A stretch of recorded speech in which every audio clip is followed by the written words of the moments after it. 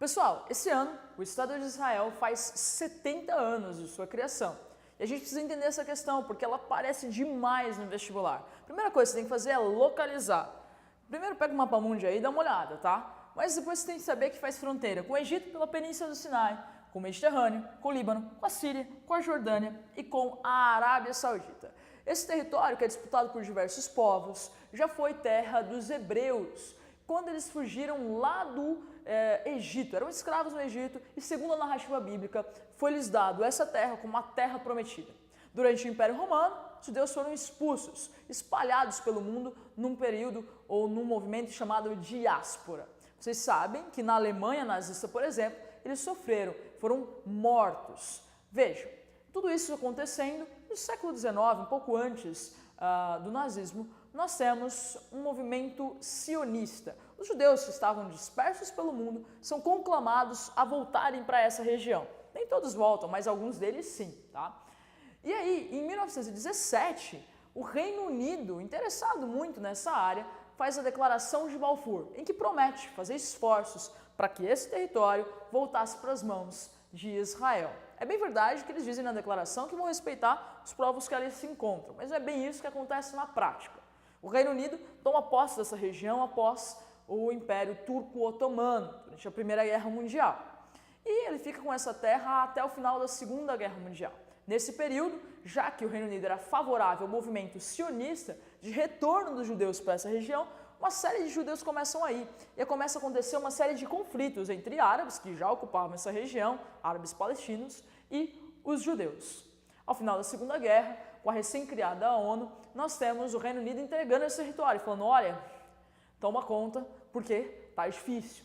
O que acontece? A ONU decide, em 1947, com a resolução 181, fazer a divisão em 2 estados. E a divisão da ONU ela é concretizada em 15 de maio de 1948 com a criação de Israel.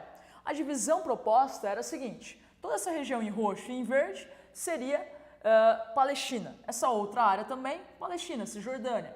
Essa região aqui, Palestina. E todo o resto seria judeu, Estado de Israel, com capital em Tel Aviv. Essa regiãozinha aqui, ó, Jerusalém, ficaria como zona internacional. Tamanha importância dessa cidade para as religiões monoteístas, sendo ela lugar sagrado tanto para judeus, que são aí a maioria do povo de Israel, quanto para islâmicos, onde nós temos vários árabes que seguem a religião islâmica, quanto para cristãos.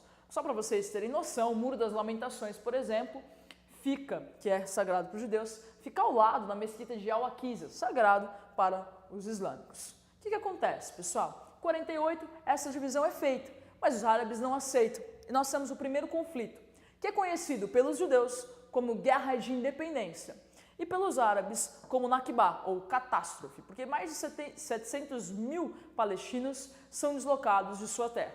O que acontece é que depois do Nakba, nós temos a ocupação por parte de Israel desses territórios em roxo. Depois disso, nós temos uma série de conflitos. Em 67, por exemplo, a Guerra dos 6 Dias, em que Israel, com um ataque preventivo, imaginando movimentações dos árabes, consegue conquistar grande parte dos territórios, conquistando a Península do Sinai, que era do Egito, conquistando todo esse território e as colinas de Golã, da Síria. Depois disso, nós temos tentativas de recuperação com o Yom Kippur, por exemplo, ou Guerra do Dia do Perdão, em que os árabes começam vencendo, mas que depois, com a ajuda dos Estados Unidos, Israel sai vitorioso. Depois disso, nós tivemos as intifadas, que são movimentos em que os palestinos vão com paus e pedras contra tanques de Israel, uma inversão aí de Davi e Golias, podemos até pensar nisso.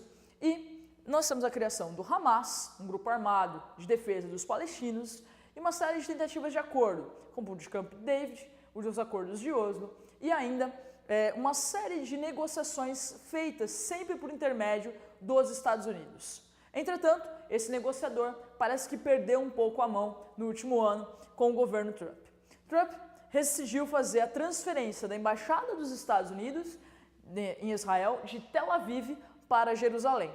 Assim, é como se ele dissesse que reconhece Jerusalém não como um território e zona internacional, mas como capital de Israel, do Estado de Israel. E ele fez isso numa data muito simbólica. A data, 15 de maio, justamente de aniversário de criação do Estado de Israel. Os povos palestinos ficaram extremamente revoltados com essa questão e, com o objetivo de chamar a atenção da comunidade internacional, fizeram a Marcha de Retorno, um acampamento, uma marcha e um acampamento nas fronteiras com Israel. É importante dizer que Israel mantém, por exemplo, a faixa de Gaza toda cercada e com uma série de restrições a movimentações, importações. Veja, quando os palestinos fazem isso, eles querem chamar a atenção internacional para essa questão e não somente homenagear os mortos em Nakba, mas também falar para a comunidade internacional que isso nos parece, ou parece aos palestinos, não ser o mais correto a ser feito, mesmo aqueles que acreditam na solução de dois estados. O que nós temos é que Israel autoriza os seus soldados a matar qualquer pessoa que perturbe a ordem ou que ainda ameaça as fronteiras de Israel, mesmo que sejam pessoas com pedras, não necessariamente com tanques ou armamentos pesados.